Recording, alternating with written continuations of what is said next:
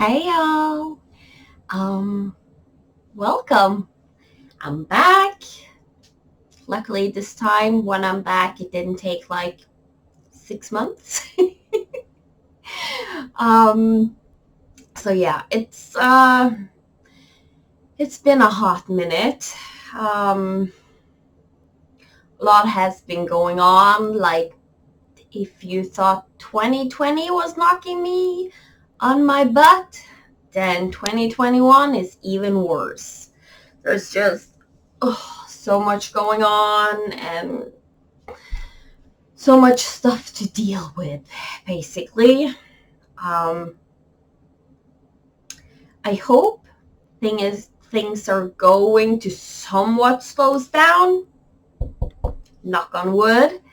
Um, so yeah, if you're new here, welcome. I'm Rita from Rita Marie Stitching with Adventure. I am doing what we call Flosstube, which is we show our cross stitching, how far we have gotten, and by we I mean everybody that calls their video by the title Flosstube, and do cross stitching related stuff. So yeah, if you're coming back, then thank you so much. You know that I appreciate each and every one of you. You all have become such dear friends to me. And that's basically why I'm coming back, because I do love this community. I think we have an amazing community, and I want to be a part of it because it's so amazing. So yeah.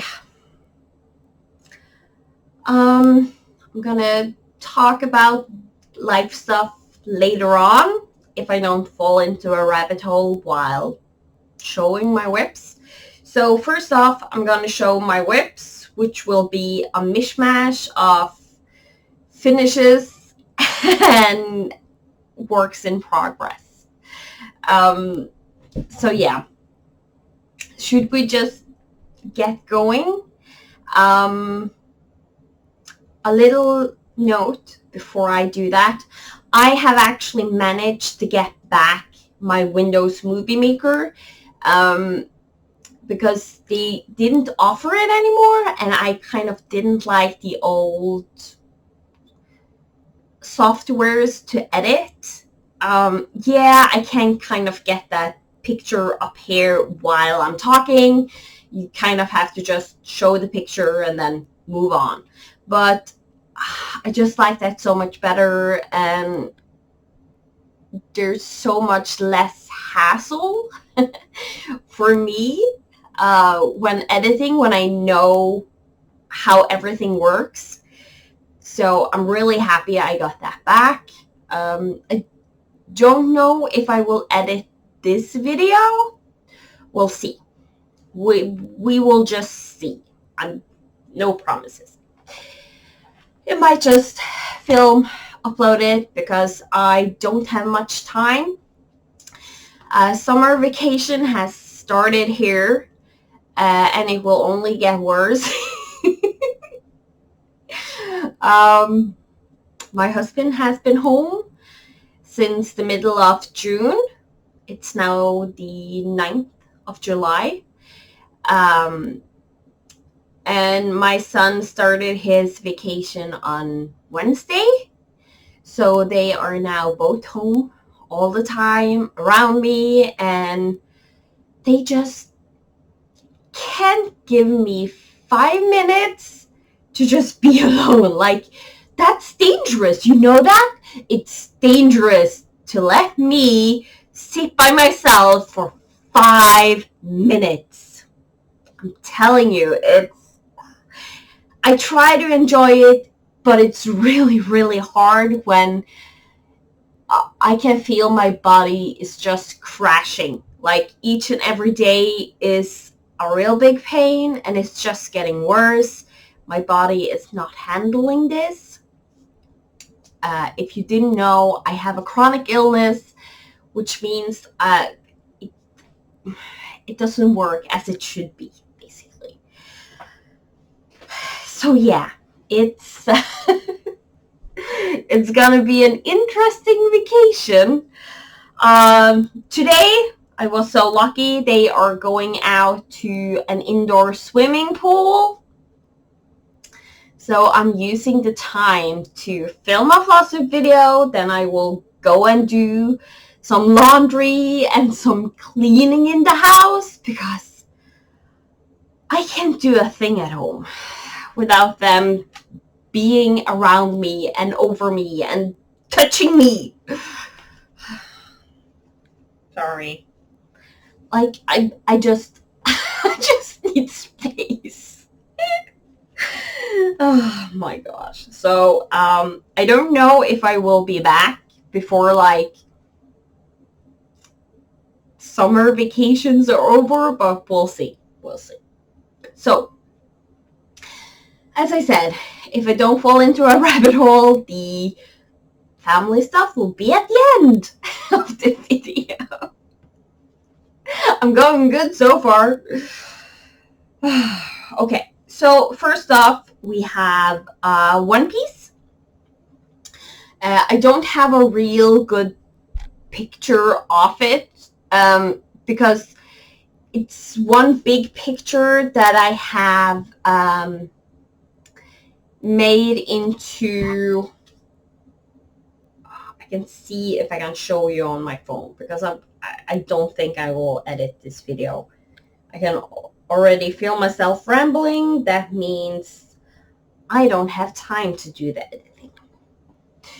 So this is like the full picture, and you can see each and every character is kind of has a black border dividing them.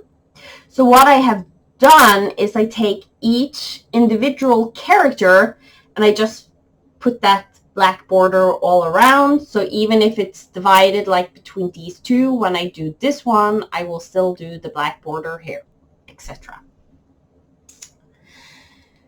So, and the reason I'm doing that, dividing them up, is because they're 40 by 40 stitches each character, and that on 14 count is a perfect match for my coasters. So I have made 2 of them for my husband already. So, and I have a couple of other friends that really do like One Piece. So I am thinking of maybe making more of them. So here they are. Now, at the beginning of the year, I had done like just the black top on this one and a little bit down the side, and the same with this one and the same with this one, and this wasn't started at all. So they're 1600 stitches each because they're 40 by 40 squares. Excuse me for a minute.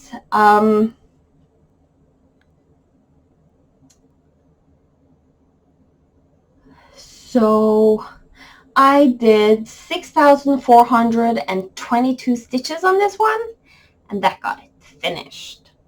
So I stitched for 34 hours in between 20 different days, and the reason it's so many days because one of these I can knock out in like 1 to 3 days. So really it shouldn't take me more than 12 days, but I have used it as a traveling project because I have had a lot of appointments and stuff, and this has been really easy to take with me.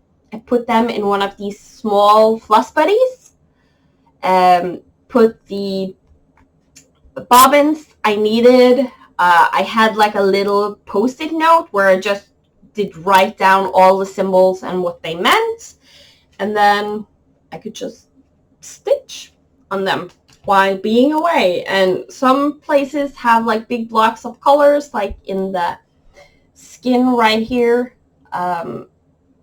So what I did is I stitched everything else like on the side as long as my method allows, and then I just had that to fill in when I was traveling. So that's a finish, or it's 4 small finishes, depending on how you count it. I have just counted this as one whip. So I'm only counting it as one finish, even though it's 4 small finishes for magical stitches, because each and every one has their individual border and they meet their requirement for being a small. So, and they're gonna be finished individually. It's just, it takes too much time having like even more whips than I have, because I have a lot this year. Even though it's slowly getting down, I'm at 110 projects right now. Yeah, 110. I started the year with 115, so that was my 5th finished.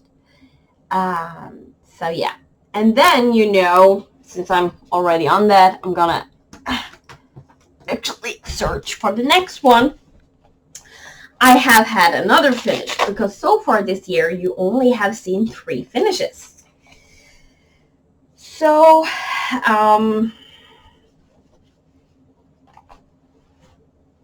I have been allowed to show like the name and stuff, but I don't like to show too much of it, so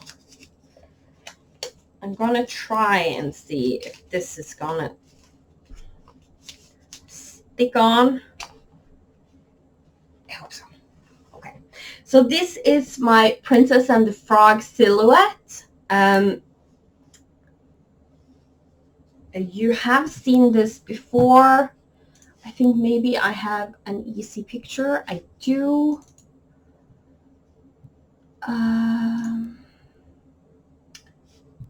So I will do the whole. Ta-da!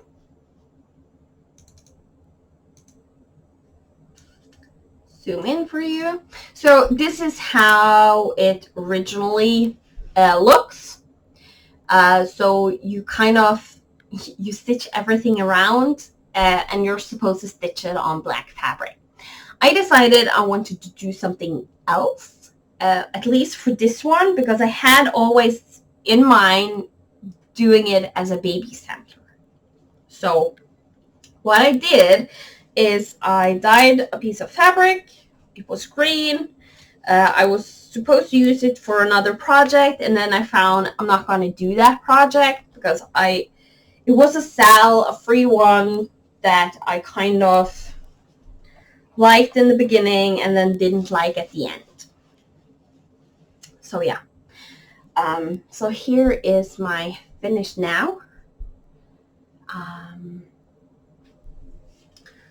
So yeah. As I said, I am allowed to like show the birth information and stuff. The mother didn't really care because you don't know who it is.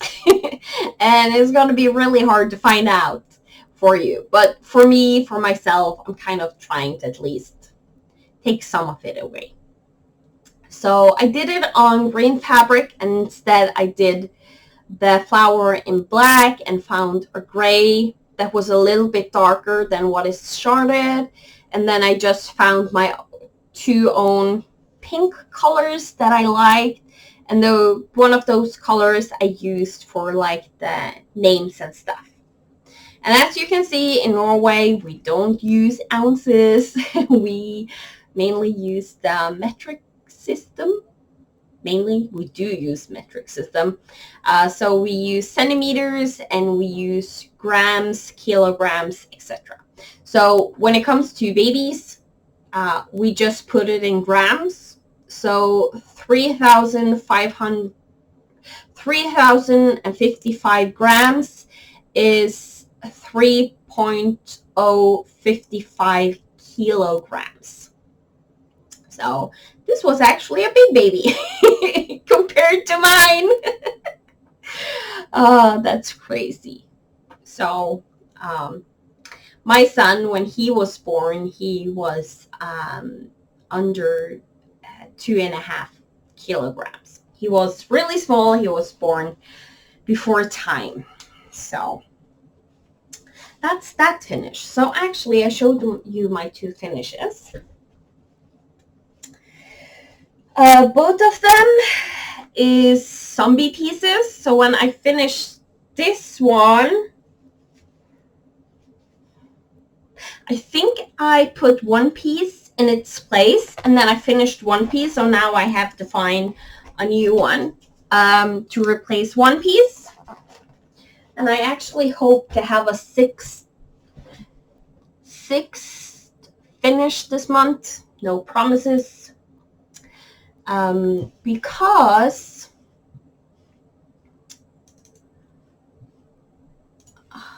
it's going to ask me that each and every time probably. The one I'm currently stitching on, which is still on the frame, it's my the Black Pearl by the Primitive Hair. I actually think I need to move this over here so I can show you the way I like to show things. And scooch over. So this is how far I have gotten.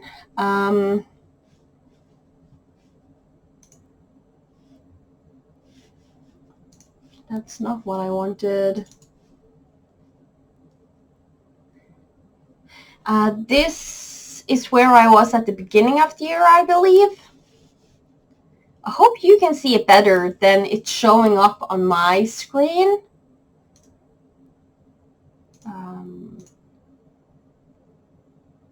Because it looks fine on my actual screen, it just doesn't look good in the capture. But at least you can see somewhat where I'm at. So that's where I started this at the beginning of this month, because I haven't touched it before now. So I'm done with the swing. I have done the back stitching going around here, and I haven't finished it down here.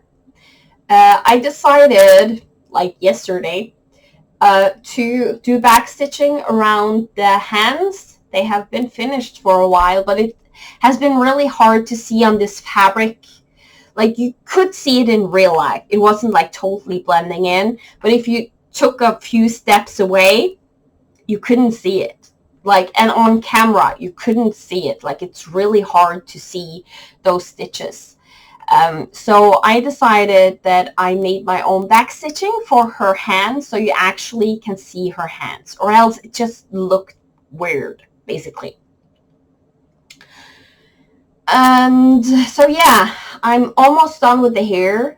So I have started in on the tail, and so right about here, I think the tail is like widening out.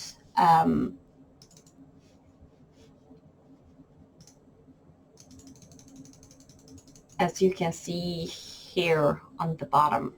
So yeah. And then some of the back stitching that are left, the things you can see like going all around her, like everywhere, they are connected to the beads. So what I am going to do is what I did on a piece a few years ago. I did like a little pillow that was a giveaway, where there was some cross-stitching stuff on it.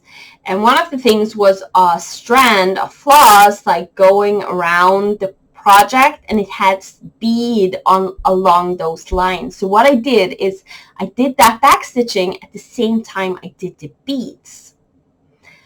So the beads kind of became a part of that going around like it's here. So it actually, you get more that feeling that it's a string flowing around with the beads on. So that's what I'm going to do. The beads in the project is some Swarovski crystals that are like glued on. They have a flat back. I can't get a hold of that. So I have found some bicorn crystals. that I'm going to use instead. And I think it's going to look lovely. And I have a few different colors, so I might do it in a few different colors, but it's still some of the same as I have in my project. I'm not using the colorful colors except for the seating on the swing. Those are 2 DMC colors. The rest is the black one, which is like this, and the letters and stuff is in Silks for You. And the 2 reds and the skin colors is Victorian Motto, and there's 1 Week Style Works, I think, which is the blue outer part. So if you want to know more details about the colors and stuff, just let me know and I will answer you in the comments. I just know a lot of the flosses I use from Victoria Motto you can't really get your hands on because I was in her monthly subscription, and those colors aren't always available to get a hold of later on unless you get somebody else to give you those colors from your stash, and that's not worth it, I think, just to get it exactly like mine, because the picture here looks amazing. I just went with the colors I had instead of buying more, basically. Okay, so next up, last month I ended up stitching on Beauty and the Beast by Donna Stitch. It's gonna look like this when it's finished. I have all of her Disney patterns in my stash, and I have 3 of them started. Aladdin and Alice in Wonderland I already have done this year, so I believe you have seen it. So this is Beauty and the Beast, the 3rd one I have started, and this was the last one of the Donna Stitch patterns I did start. So this is where I am. I believe I did something like 1,500 stitches. So I did some more in this rose. I did this green over here and the border. I don't think I did any border over here because this was already done. And these stained glass types of things going down here, I think I already had those, but the stairs are new. And I went to do the stairs because I needed a purple color, and the stairs actually have a very, very light purple color every other stair. So I used that to get purple. Or else I would have to pull out Esmeralda, and since I know I'm going to restart her, that just isn't happening unless it's a crisis. And this one lives in a stitch and button bag together with QS Fairy Sisters. And as you can see, my Donna Stitch, this one I have on Annie's Keepers. I bought just a starter pack to try it out to see how I like it, and I do somewhat like it. The biggest problem, I don't have a good way to store it, so but it's nice for like a project, especially full coverage that isn't like a massive amount of colors like the Donna Stitches. So I like it for that, just to use in a project. But I actually like bobbins better. Believe it or not, I do like bobbins. So let's go to the 2 other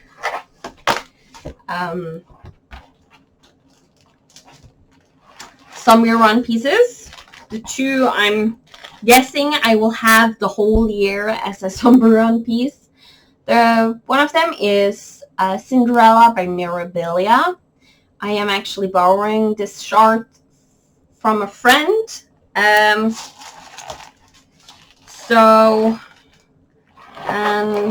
If I remember, I have a story on that later on, because I now have that chart without paying for it. Who knew? So this is where I am now. So what I have done these 2 last months is I finished off the border. So the border now is completely finished. There is no beads going in the border, so it's actually completely finished.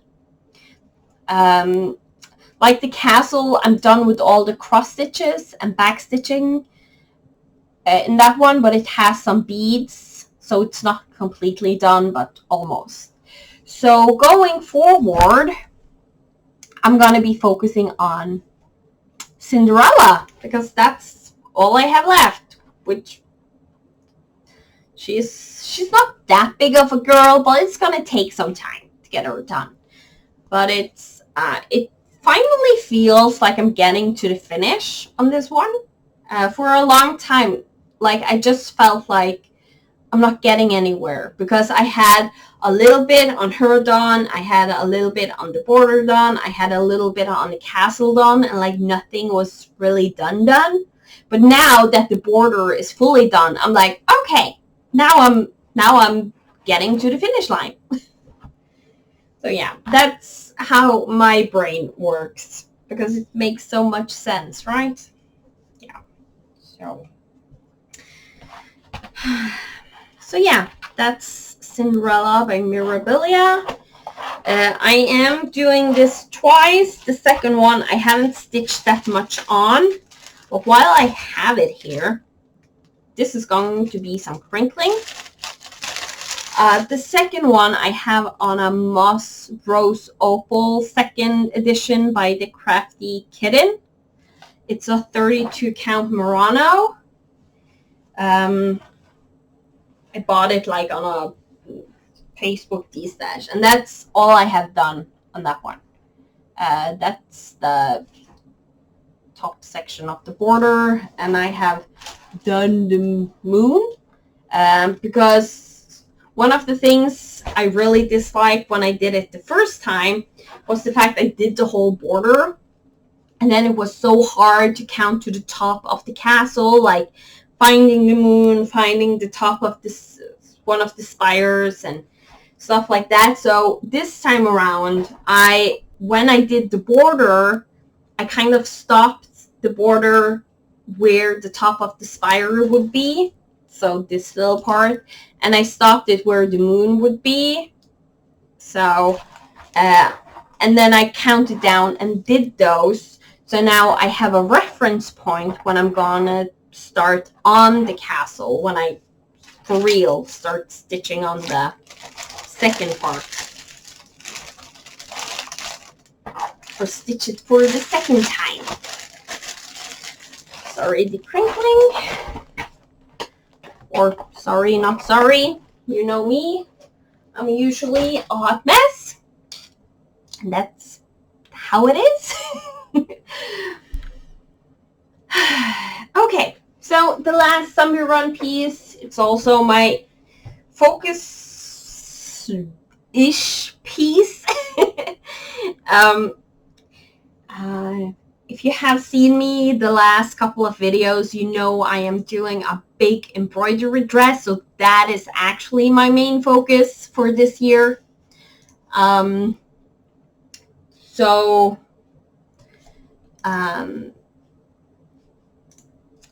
Sorry. So this is supposed to be my focus because it's my oldest whip. I always focus on my oldest whip. Like last year, it was Epic Pokemon. I finished that one. The year before was Lady and the Tiger.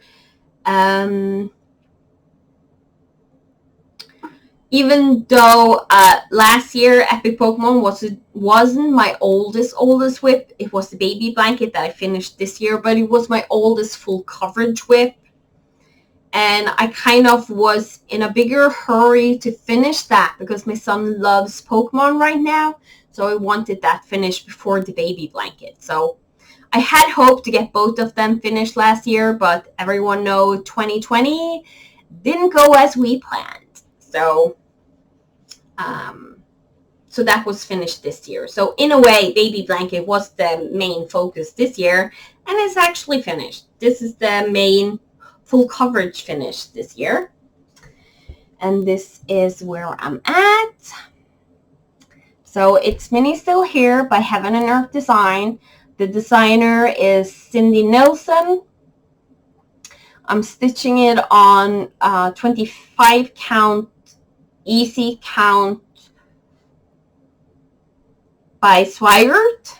It's the pre-gridded fabric. So it's for people that has been around for a while. One of the reasons that actually brought me back to cross-stitching was that I had a friend when we moved to this town. I haven't always lived here. I got a really good friend, and we did a lot of crafts together, including diamond painting. So I did diamond paintings like way back before it hit YouTube at all.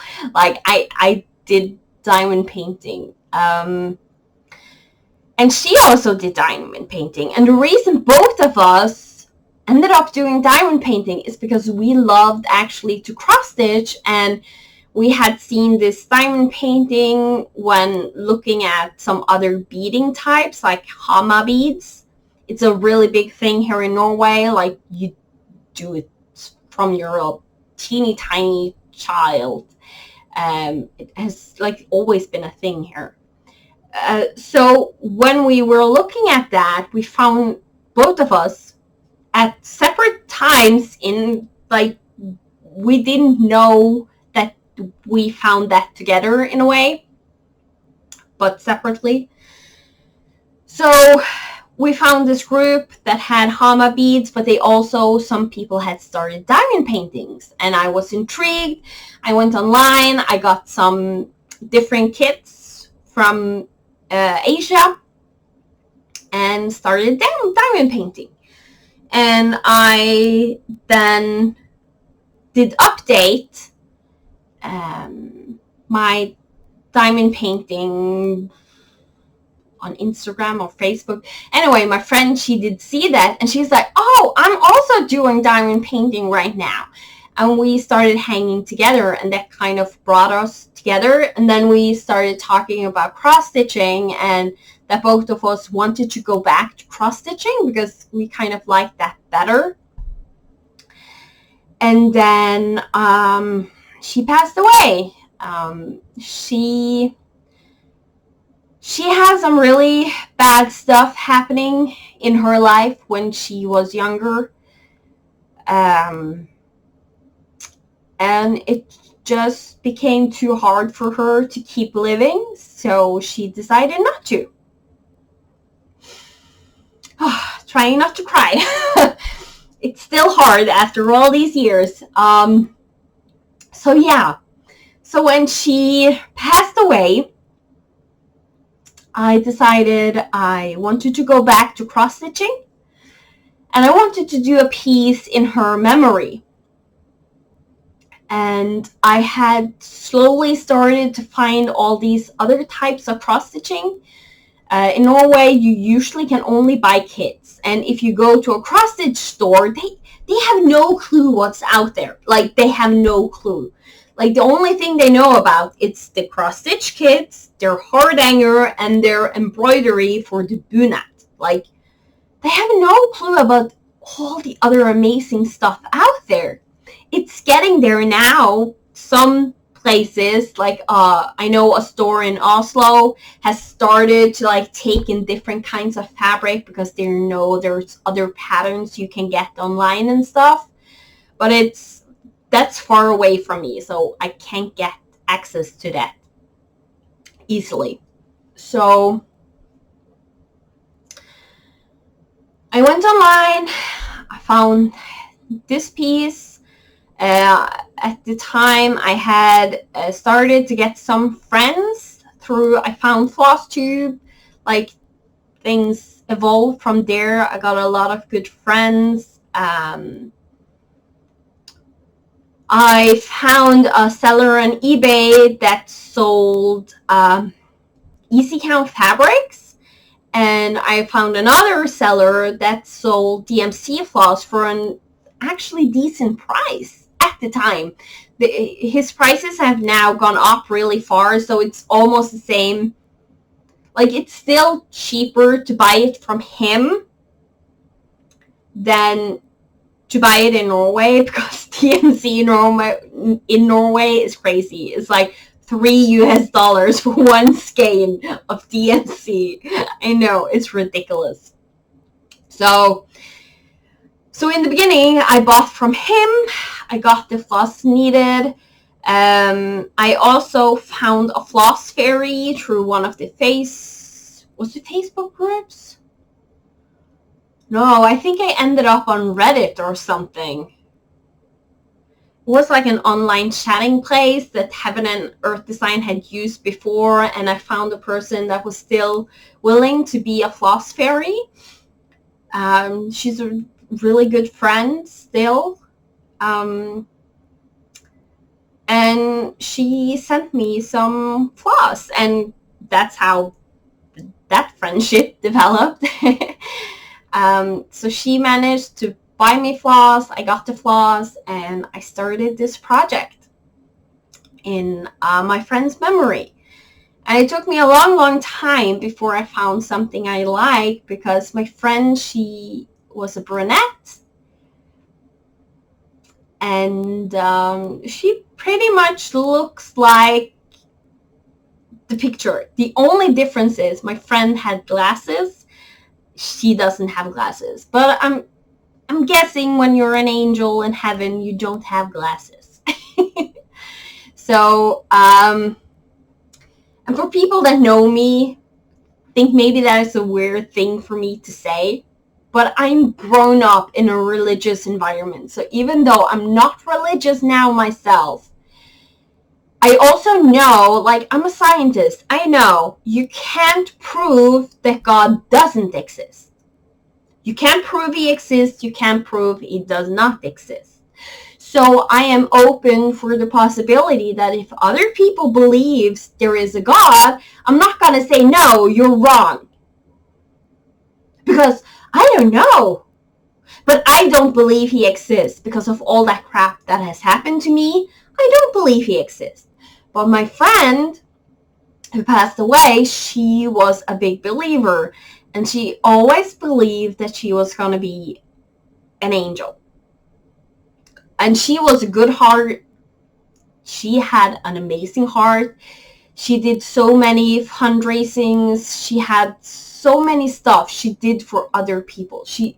And through, she was just an amazing person. Which I often say, the people that have the biggest heart have usually experienced the most crap in their life. And that's correct when it comes to her. What was done to her was so unfair. It's just, no. And in the end, she couldn't live with it, what had happened. So, but one of the things she said is that she was going to be an angel in heaven watching over us all. So, she's an angel in heaven. So, and even though I don't believe in heaven and all that stuff, I don't really believe in angels. I believe that everything she did in her life while she was alive, it affected people. It affected people in a good way to become better person. And when she passed away, that did even inspire people more to be a good-hearted person because of her. And because of that, in a way, she is an angel. So yeah. Okay. Then we have come to this one, where I have like a bunch of different projects inside. Now to remember what I stitched on. I think I do know what I did. So, last month I also worked on Medieval Mansion by Tiny Modernist. This is a 11 count fabric that I dyed myself, and I'm stitching this using 3 strands of floss. So the dragon and stuff was completed. So I worked on this side this time. So the clouds, this side of the castle, and started that stacking cloud. So I think I have the whole width of the project now. I think so. But at least I have the whole width of the castle. So that's that one. And then the second one I also worked on is Midnight Away by the Frozen Pumpkin Stitchery. It was their Halloween stitch along last year or the year before. So, and this is also on an 11 count fabric that I hand dyed myself. And yeah, I don't usually do 11 count, but my cross-stitching store I was buying, I said I wanted 16 count. So I was there, she cut off like 2 meters, and I bought a bunch of other sizes they had.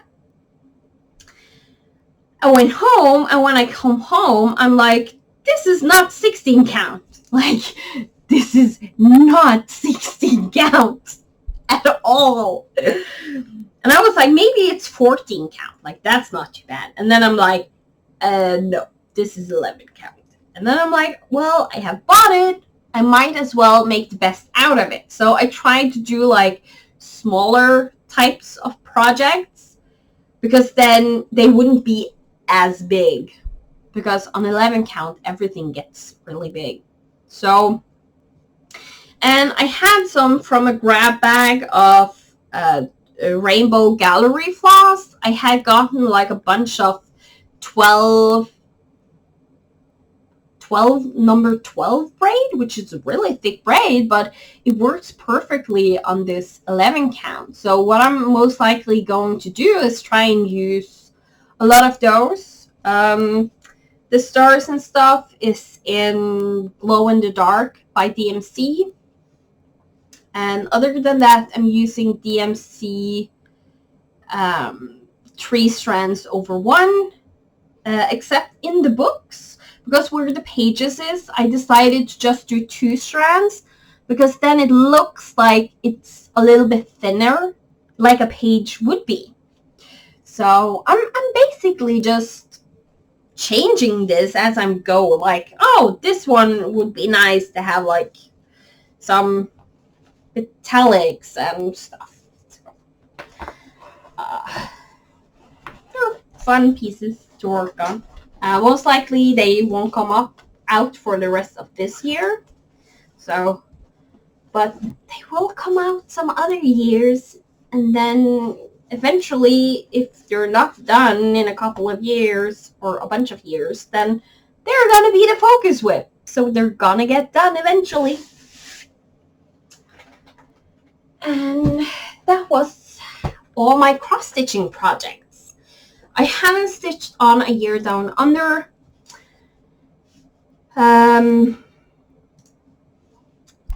Because how I'm doing my plans right now is I stitch mainly on 4 projects. And that's the 4 zombie run projects. So now that I finished one piece and I might finish the black pearl, I will need 2 new projects to replace that spot. What it is right now, I don't know. We'll just see. I am thinking of maybe trying to do some of the projects I have been thinking of doing as gifts and put those in instead. Like my one piece is supposed to be gift, so that's why I put that in. So I might do one gift and then maybe one like older type of project, which is on the smaller medium side. So we'll see. We'll just see. I take it as it comes. So if you remember, I promised you to show my bunad. Not mine, my niece's bunad, but it's my project because I'm working on it. So I think I'm going to start with the second piece. So I have 2 big pieces that is the same size. That's going to be the bottom of the skirt on the bunad.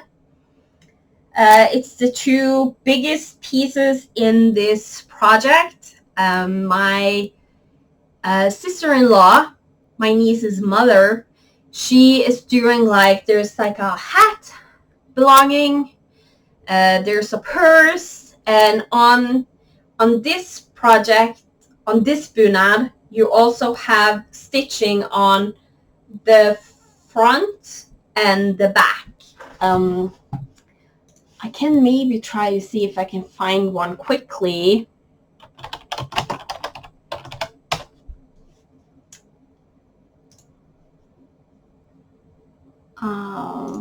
Let's see if I can find like a good picture, because I guess you would all love to see that because you all have been asking me.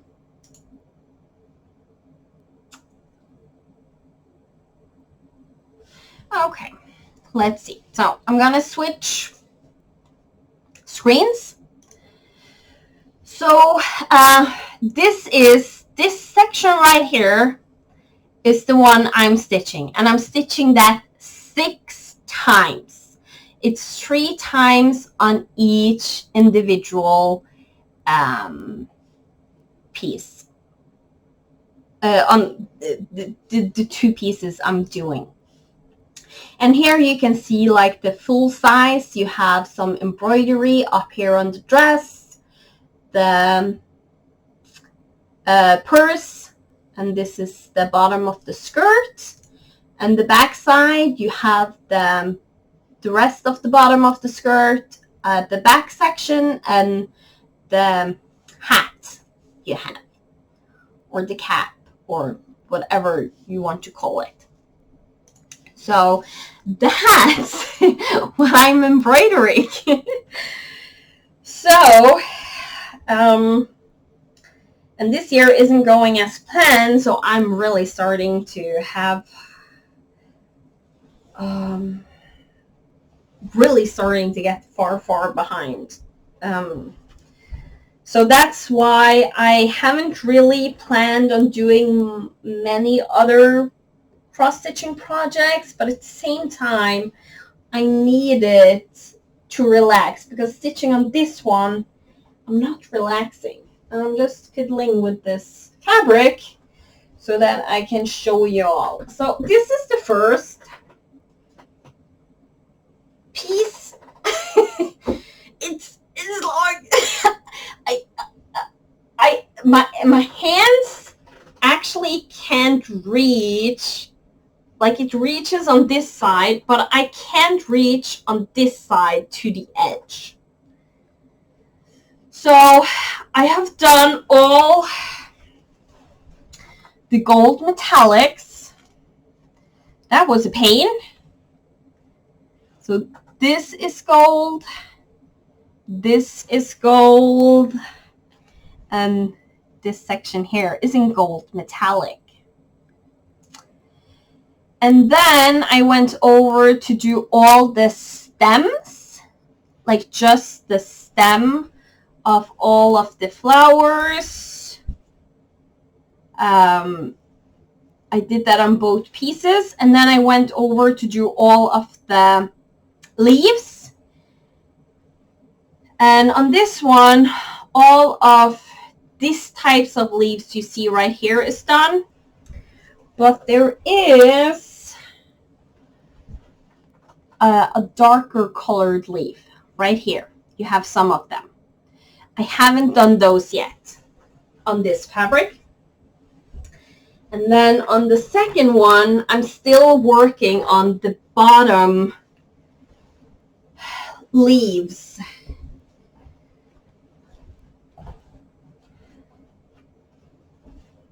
So I have 1, 2, 3, 4, 5, 6, 7. I have 8 of those left, and then I need to do the other set of leaves. And right now I'm in a slump, so what I have done is I have focused on this section, and I have just been stitching that. I haven't done the leaves. And you also have these lacy daisy leaves. There are, I think I'm almost done with all of those. Those are really fun to do. I love doing lacy daisies. So yeah, and I'm also doing like the stitches around the center parts of the flowers. As you can see, and you see sometimes I'm just have stitched a different color here and there, just to break it up, just to try and get me stitching on this. So I really need to focus more on this. That's why I'm showing it. So I'm not done with this section yet. So I really need to get going. And over here, that's the first start I did. So these doesn't look perfect, but it's on the edge. It's gonna be where the two half of the dress connect. So I don't really think you will see it that much because this flower doesn't look that good.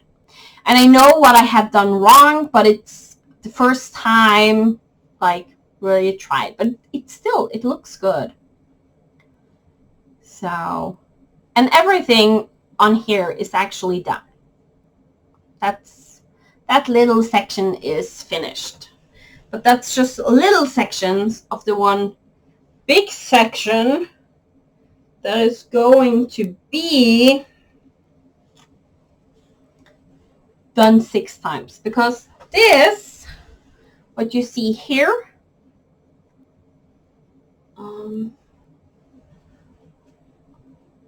now everything you see, this motif is repeated 6 times. So everything that's outlined is going to be stitched, and a lot of it is going to be filled in.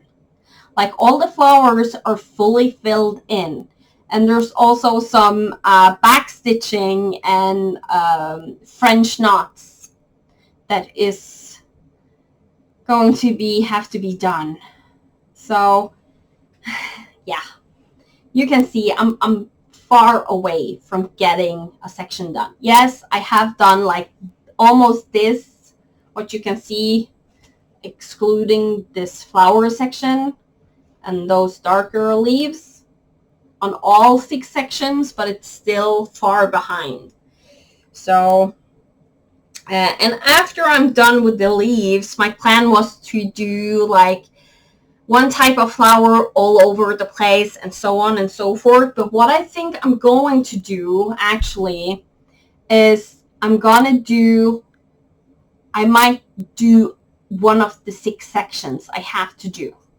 Like try and just finish this section. At least just for one part, finish a section for one part, because then I have something I can look at when I'm doing the other. So I will maybe do like this section right here, and then I'm going to go over to the second fabric and do, I don't know if I'm going to do sections or if I'm going to do just different types, do one type of flower all over the place. I would just have to see how easy / hard they're to do, because I try to get everything as similar as possible since it's supposed to be a repetitive project. So yeah, this is my dress, or my niece's dress. And that's one of the national suits in Norway. So in Norway, those bunads, depending on which area you're from, depends on how they look. They're very similar in like how the dress is, but there's a few like adjustments. And the embroidery is usually totally different depending on which part of the country you're from. Like from town, even from town to town, it can vary some places. So it's a really fun tradition. I never have had one myself, so I can't really show you mine because my parents says they're political neutral. I say says because they can really talk politics, even though they try to stay neutral, but that means they don't participate in any national celebrations or they don't do military stuff like that. So yeah, so the national dress was not something I was allowed to get it, but I would have to pay myself, and it was kind of looked down upon. Like if I got that dress, I might get in trouble, and if I then did something else, it could like get serious consequences for me growing up. So that's something I just shied away from. But they're really pretty dresses, and they also have for the males, they have like a suit kind of thing. So yeah, there's less embroidery and stuff on it. It's not as popular as the dresses. So yeah. Okay, life updates. I haven't been able to film in a while, even though it was my intentions to come back, because we had a carpenter tearing down the wall on this side and that side of the house. And then when he was done, or he had a break, of course, then the insurance company find out that's when they're gonna come and tear up our walls inside the house. So there was no breaks to get at all. Like every time the carpenter, he had some other assignments he needed to do, so he took a break from this house. We had people working inside the house, or I had people working inside the house. My husband was at work. And so we had 2 walls that they have cut off, like half the wall, and tear the wall down to look for rats and activity of rats. And they found a lot of activity. Not enough that they're gonna tear down all of the walls, which I'm glad. My husband isn't, because he wanted them to just fix everything now.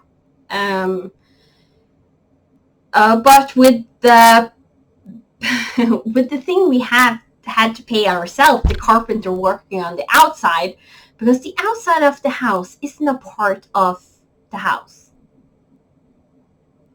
But it's apparently the part of the house that keeps rats outside.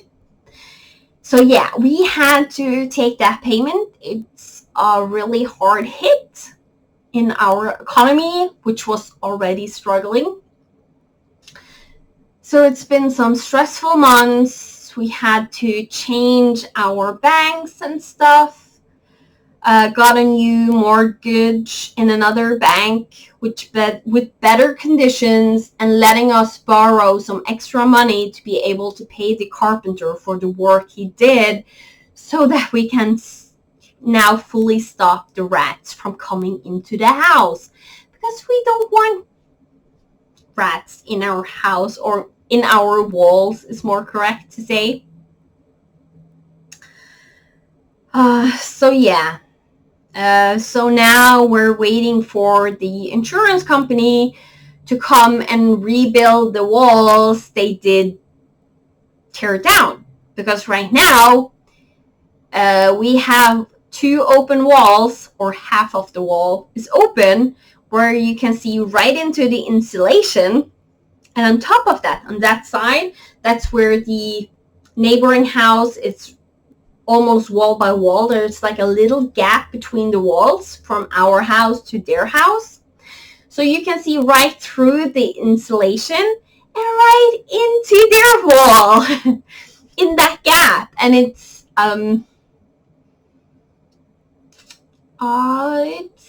not that part of the house isn't that insulated like that gap. So it's, yeah. Yep. So at least they have to come and fix it before it turns to winter, or else this house is going to be extremely cold. Right now, I think the biggest problem is my husband doesn't want them to come and fix the walls right now because he's on vacation. So he doesn't want all that noise when we're going to be home all the time. Thank you, hubby. I have lived with that for 2 months now. Being home all the time in that noise, like, you could really bite your teeth together and handle 2 weeks so we can get our house back together. Because right now, everything in one of the rooms, everything that was in that room, it's a kind of, it's a storage room, it's a colder room where we could have like extra kitchen and food supplies. So our flour and rice and pasta and everything like that, like when there's a sale, we buy in big bulks and we can place it in that storage. And we also had an extra fridge. Right now, all of that is in my stitchy room. So there's going to be movement, but I'm going to try and show you. Like, my husband, he can't find me anymore when I'm in this room. He says, because believe me, he does find me. So, as you can see, here is the fridge. And there's a bunch of boxes. And there's more of them. You can't see all because they're behind the fridge. Okay. I stopped moving the camera now. So yeah, I want the room to be back together. So my stitching room is a mess, and I just want them to come and fix the wall so I can get all of this out back where it's supposed to be. Like, even having the fridge right here with all of the soda and juice and ice cubes, it's not worth it. Like, I would rather go those, I don't know, 50 steps to the other room to get my ice cubes instead of having it right here in my hobby room. So yeah, it's just crazy. Oh, and I also said I have the memorabilia pattern. So 123 Stitch a while ago had some limited edition charts they were selling. Belinda, hi Belinda. She's Aussie Stitcher on Flosstube, if I remember correctly. She was so kind to inform me of that. 2 of them I really wanted. So I went on, I bought the patterns, I bought all the beads and treasures that were with that belonged to the pattern, and a bunch of the Krynics and stuff that they had in. A lot of it was sold out, so I couldn't get all of the Krynic. And then to justify the taxes, because we have gotten insane taxes to bring things into the country now. And the thing is, like, if you buy something that costs $40, you have to pay maybe $30 in taxes. But if you buy something that costs like $70, you only have to pay $30 in taxes.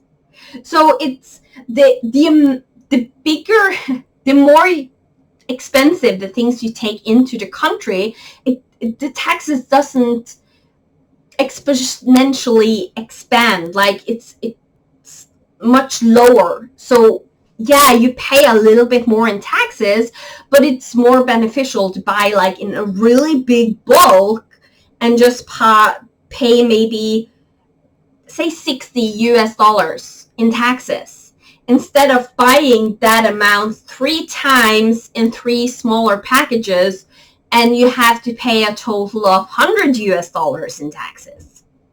Plus the shipping you have to pay for 3 times. Now you only have to pay for it once.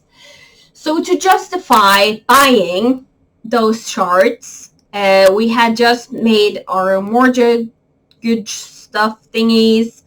I had gotten some extra money from my parents that they wanted me to use on myself, and stuff like that. So I decided, okay, this I'm going to do for myself. So I'm going to buy some patterns that I have wanted. And at the time, it was like, I think there was a sale on some of the Mirabilia patterns. So I decided, well, I'm going to buy the Cinderella, like, so I have the pattern. Because then I can get the other pattern back to my friend. So I don't kind of have to stitch both of them before I have to send it back to her. So, and then 1, 2, 3 Stitch made an error. So I got a mail saying, you can get these limited editions patterns. Do you want the rest of your shipment? And I immediately answered, no, I do not. If I can't get the limited items, I don't want that shipment at all. Like, I don't want anything. I only bought those extra things because of justifying the cost of the taxes to buy the limited edition charts. And I certainly did not want all the beads and treasures for patterns I'm not getting. So I said no, and then suddenly I got a notification, oh, your package on the way. I'm like, what's going on? I contacted them. They're like, oh, sorry, we didn't get the email. And I'm like, seriously? You most likely did see it and totally forgot that you have that email, because I know I sent it. I have proof I sent it. And they're like, well, we're gonna pick out the package before it gets sent, because since it's coming from the UK, there's a problem with like just sending it back again, like in refund, because if I get that package, first off, I would have to pay the taxes for getting that package that is going to be refunded. I would still have to pay taxes on that.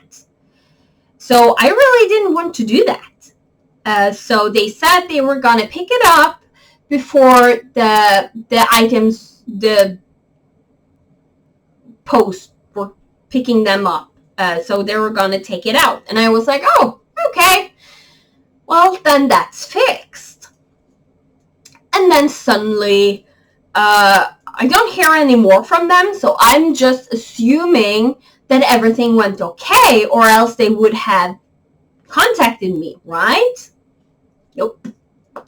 Suddenly, I got a notification that your package is now ready to be picked up at your local post office.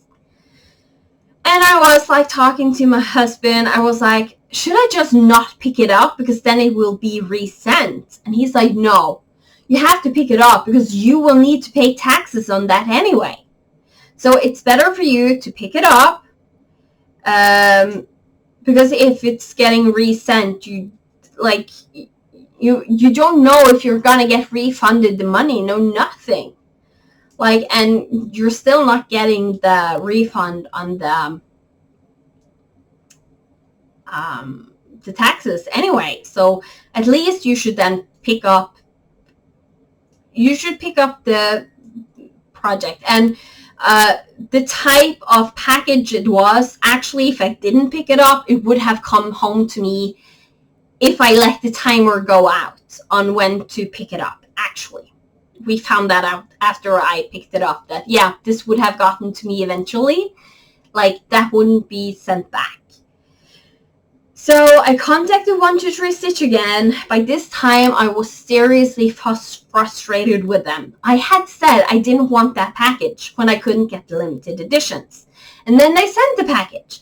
And then I contacted them, and they said they were going to pick it up before it got sent to me. And I never heard from them. So I just assumed everything was okay. And then the package arrives. And I didn't want this package. So I contacted them. I got a question like, okay. So eventually I got a question like, what of the things do you want to keep? And I'm like, I didn't want to keep anything.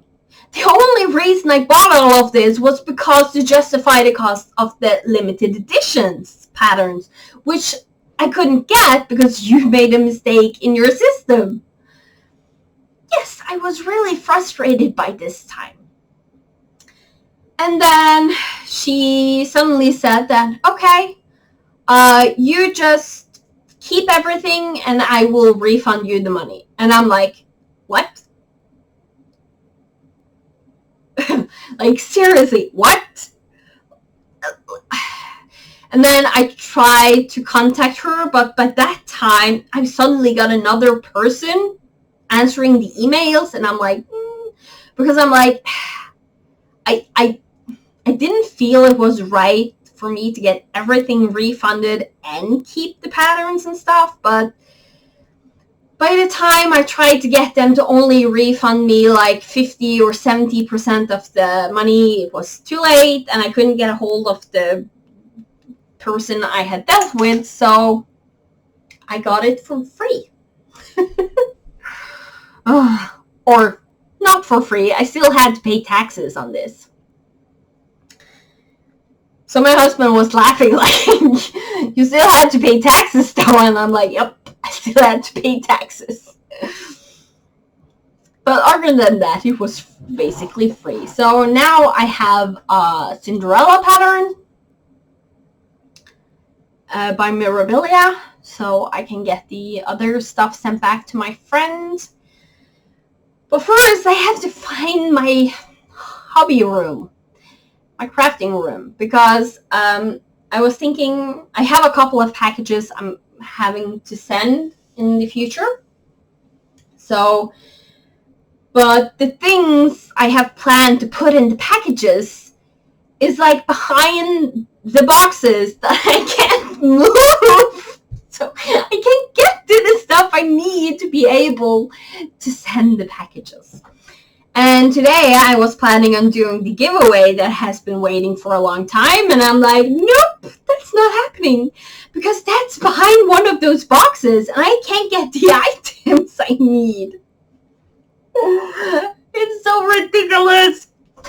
So I have started to try and dig some of my stuff forward. So I have moved some of the boxes so that I might be able to get to some of the cupboards that I need to get to. And if I can do that, there's going to be a giveaway next time on the next video if I can manage to dig myself way to the stuff I need to get to. So yeah, that's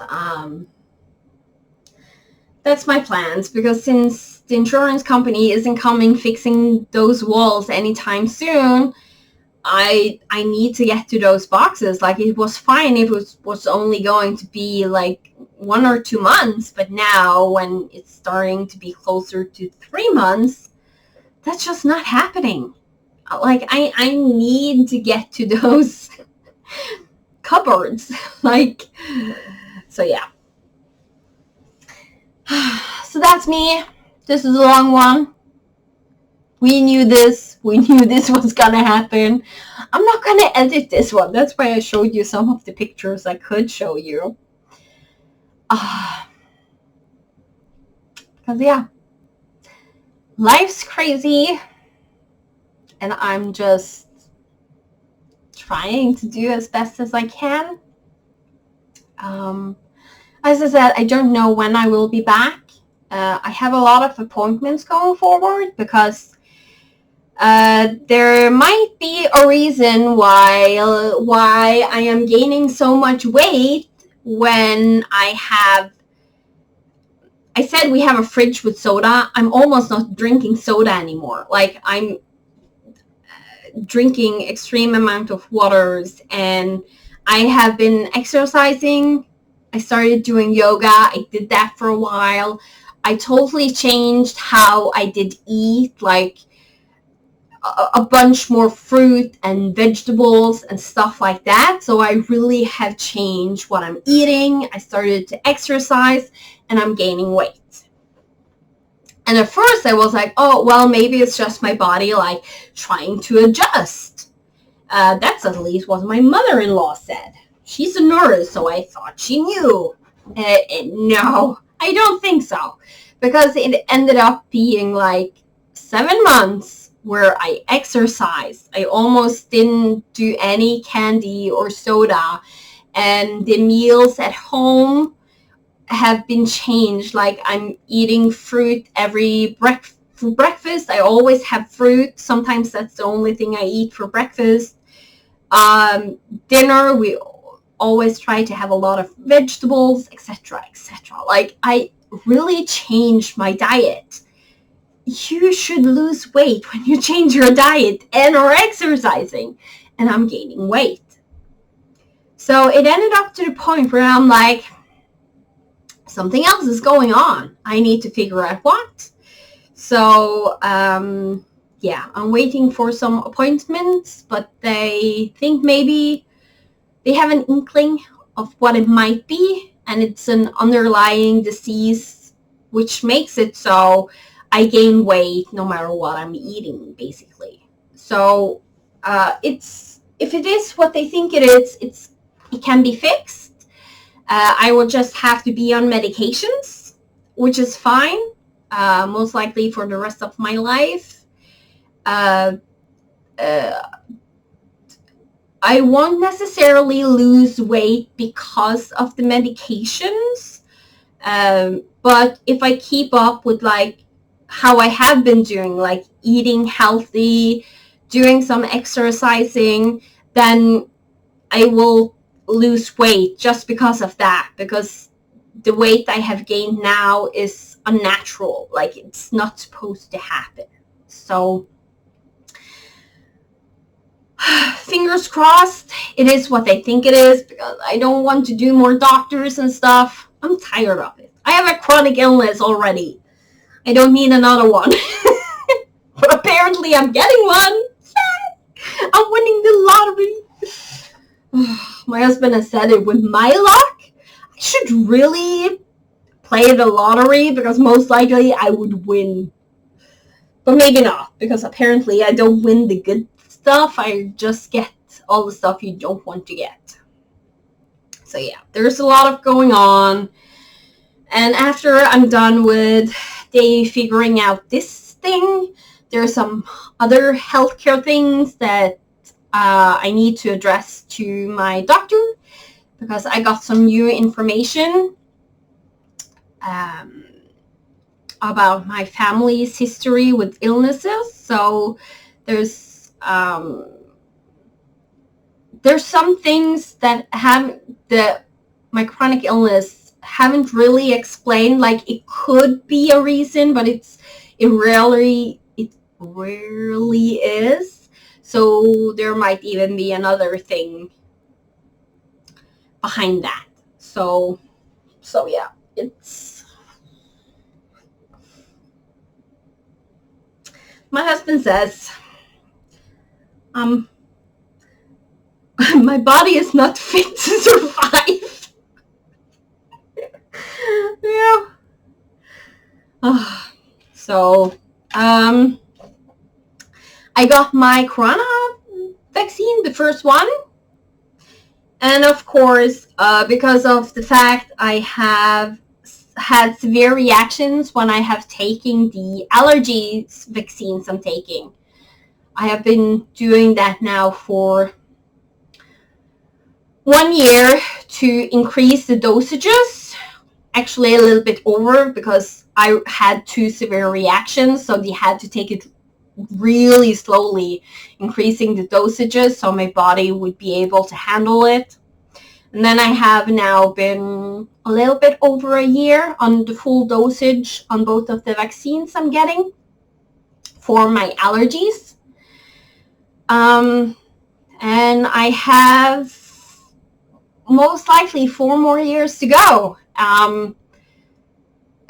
One of those, the one for dust, they knew I would have to go 5 years. You have to do 5 years full dosage to be cured of your allergies. And the second one for pollen, I'm allergic to grass basically. It's a 3-year full dosage, but some people need 5 years full dosage on that one if they are hit really severely by allergies, which I am. So yeah. As I told my doctor, like, I don't feel much better with my allergies, but they haven't gotten worse, which is a good thing, because before I started these vaccines, my allergies just get worse and worse and worse each year, to the point where it was really bad, or is really bad. But it's somewhat stabilized. And with me starting to exercise and stuff again, that of course is also helping with breathing and stuff. So yeah. But because of the allergy vaccines, if you are reacting severely to those, you can react severely to the corona vaccine. Because apparently they're similar vaccines in how they're made, apparently. I think that's why you can get such a severe reaction on both of them. So, I got my first dosage. It went okay. I had to sit for observation for an hour. They were kind of hesitant to let me go because I had started to be a little bit heavier in the breathing, and I was itching like inside my esophagus, which is an allergic reaction. But it wasn't a severe one. Like I said, it was okay. It's not like super awful. Like, I have had worse experiences. So they eventually let me go, and they were like, the symptoms, you have to let your husband know so he can surveil you at home. If it gets worse, you had to go to the emergency, and you have to say why you're going there, so they know that they can give me, like when I have had severe reactions with the other one, they give you this anti-vaccine shot. It's what I have gotten it explained. It's a mixture of a lot of things, but it kind of is like an EpiPen with a lot of different stuff in it that you don't normally have in an EpiPen. So they give you that, and then they give you pure adrenaline in a shot, like right in your butt, and it hurts, and it's awful. Oh, I hate that adrenaline. Like, that's the worst thing ever. Hope you never need to get one. So yeah, so I did have to let the emergency know what it was so they could get a hold of that thing they needed and give that to me if things progressed worse throughout the night and the next day. But it went fine. Like, the next day it had my esophagus and stuff had stopped itching, and I could breathe better again. So it was fine. And then after one more day, it was totally gone. So the only thing I had was that my arm, I was aching in my arm like a lot. That's the only side effect I had, like later side effects you can get, like the one they tell you about normally. So yeah, I had some aching in my arms. I had a headache, but other than that, I was fine. So I'm getting my next shot in a week, a little bit under a week. And I'm a little bit nervous. It's most likely going to be fine. But they said the second time you usually react worse than the first time. So fingers crossed, it's going to be a reaction, one of the immediate reactions that my body can handle. I have already told my husband, like, if I had known that that's how the vaccine worked, like the allergy one, I usually take precautions with the day before. I'm only resting. I'm not doing anything special. The 2 days before, I'm just resting as much as I can so that my body has a little bit of surplus energy, because then my body handles the vaccines better. And that's most likely why I had a reaction, was because the same day I was taking the vaccine, we had been out on the beach, we had been grocery shopping, we had been doing all these things. So my body was already tired. I didn't have any extra energy left.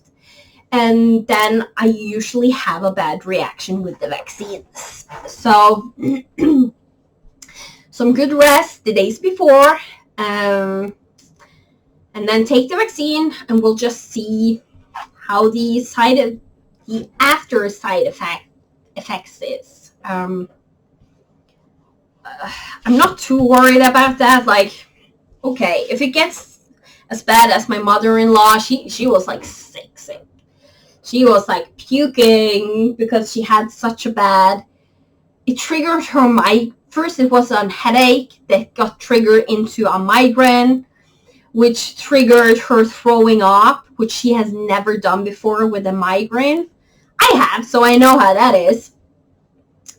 So she was throwing up, and she had a fever, and she could almost not move at all. My father-in-law, he was like freaking out because he didn't know what to do. So he contacted me because he know I have struggled severely with migraines until I got my piercing. That mostly have stopped a lot of the worst part of the migraine. I still have some symptoms, but it's doable. So yeah, I gave him the pills I usually did use for my migraines, because none of the ones she had worked. And I had the same problem when I had migraines. Like, nothing worked except for some pills I got for something else, which isn't supposed to work for migraines, but it worked on me. So I started using them for that. And my doctor said there's nothing better than finding something that works. And they don't take away the migraine, but they reduce how bad it is. So at least it stopped me from like throwing up and stuff like that because of the intense pain. Like, it relieved some of the pain. It was still there. I still had problem with light and sound and all that stuff, but that's doable. Like, that's not doable if you have to run to the toilet every 10 minutes to throw up. Like, and then the sound and the light gets worse, and everything just piles on, and it just gets horrible. So I gave her those. I gave her one of the, I have one of those gel bags with a kind of gel in them that I have in the fridge. So you can use to have on your forehead, because usually when you have such bad migraines, you get really hot in the head, and just getting that coldness on top of it, that helps. It helps. And some, in Norway, it's called Tiger Balm. I don't know if that's a thing in the US, UK, other countries. But it's a cream that you can use on your body, which it makes your muscles and stuff relax. So if you take it on your neck, rub it in on your neck, and like all around the shoulder and neck sides, it relieves a lot of it, and it helps. And my mother-in-law, after she got that, she was fine after like one day.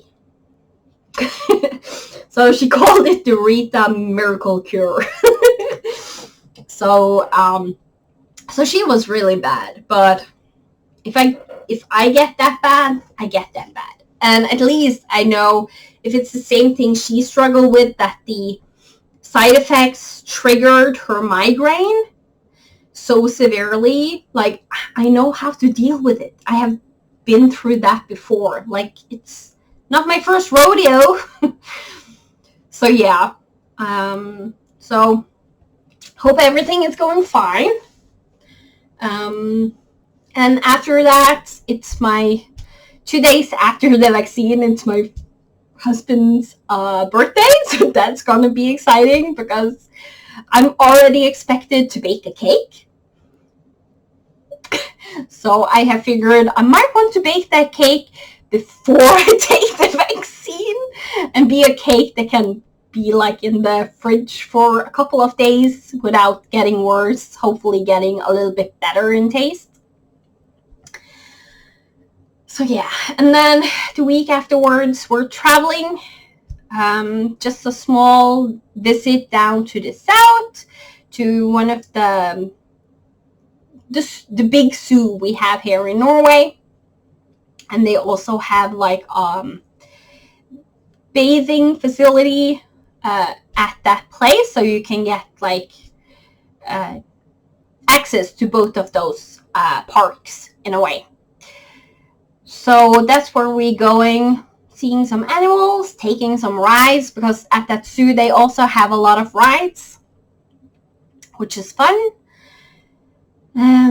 And then my husband and son, they wanted to do the bathing with all the slides and stuff, and I'm like, I can pass. I have gained so much weight lately that I'm not comfortable being in a bathing suit. I don't really have one that fits, because I will need to buy a new one, and I just don't want to. So that's me. And on top of it, I love to swim in pools and stuff, but it's really draining on my energy, so I also need to be careful about that. So instead, when they are there, I'm going to be in that other part of the park where the animals and attractions are. I might bring some cross-stitching, and I might find one of the cafes that are in the park and just sit at the cafe and cross-stitch and relax, and actually have a few hours to myself while they are bathing. So yeah, I'm happy with that. I really am. I don't need them around me 24/7. So yeah. I don't think there was anything else I was going to tell you. If you want to see the whole like off from 1, 2, 3 stitch, then let me know and I can show it next time. And yeah, thank you all. If you're still with me, like, congratulations. You're one of my people. I'm usually loving these kinds of videos myself, where we just keep it real. If you're a hot mess, you're a hot mess. Talking about how life is and stuff. I like that because it makes me feel more connected to the person. So yeah. I also have a video I'm going to try and film in the future, a stitch with me. Unfortunately, it's not the A to C. I don't have time for that right now. But if this stitch with me goes fine, the setup and everything, and it's not too hard of a setup, I might start to do that again, hopefully. And the dress is also deciding how much stitching I'm gonna get done. Because I promised Needle Ninja here on Flosstube, she does stitch with me. She does 10 stitching and she does the snake method, and I really love watching that method when people are doing stitch with me. It's just so relaxing and I just love it. So I told her that I have found starting in the other corner, in the top right corner, was a better way, especially with feathering and stuff like that. So I thought I would make a video about that, showing how I do that. 10 stitching snake method from the top right. And it's, when I do it that way, I always come up in a hole that it's totally empty, and I go down in a hole that has floss. And even with feathering, you can always come up in an empty hole, no matter what, which makes all the stitches look so much better. And if you're already struggling with some bulk in the 10 stitching, that also helps relieve all that bulk. So yeah. I hope to get that out. I'm rambling on because I feel like there's something I'm supposed to say that I haven't said yet. So yeah. And please go and check out the hashtag 1000 sub club. Or is it? No, it's hashtag under 1000 sub club. So it's people that are under 1000 subscribers. They usually use the hashtag so you can find them, and a lot of them are amazing people and people I have watched for a long time and I really love, and they're very similar to how I'm doing stuff, how Sammy Joe from Sammy Joe Stitches or Sammy Stitches on Flosstube. She's one of the ones that are a little bit more known. She has over 1,000 subs, but she also is that kind of Flosstuber that I am. So you have Sarah from our Stitching Kingdom. You have Hannah Dowling. She is one of the admins in Crystal Academy. And she's really known on Facebook. Like, I have known her name for a long time because she's so active in all the stitching groups. And she does a lot of full coverage projects. So if you love that, you really need to check her out. You have Link is my homeboy, Heather. She's a dear friend.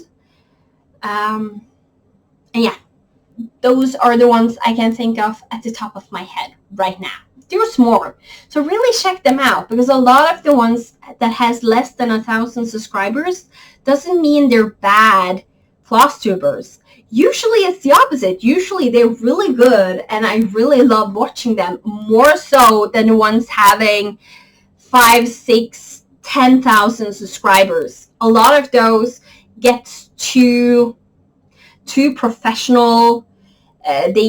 A lot of them change how they're doing stuff. They're not keeping it real. And I like when it's being kept real and not that strict frame where you feel like you're at a distance from everybody. I like when I feel like I'm a part of the community. A lot of those with a high subscriber count, don't make you feel that way. It feels like they're holding you at a distance, at least for me. And that's not everyone with a high subscriber count. Don't get me wrong. Like, I love Stitching Mommy, Sarah. She's a very dear friend. She's one of those with high subscriber counts that are just an amazing person that I love to watch. So, with that said, I hope you have an amazing vacation, if you have vacation right now. Thank you, everyone, for being here, supporting me. Thank you to everyone that talks with me on Virtual Stitchers in real life. You all are amazing friends, and I should really try to be better about getting on Virtual Stitchers and talk to everybody. But life's life, and sometimes life's hard, and that's how it is right now. I'm just taking it one day at a time. At least I got to film this Flosstube. Yay! I'm so proud of myself. I did something. So, okay. With that, I will see you later. Happy stitching. And I will be back as fast as I can be back. Okay. Bye.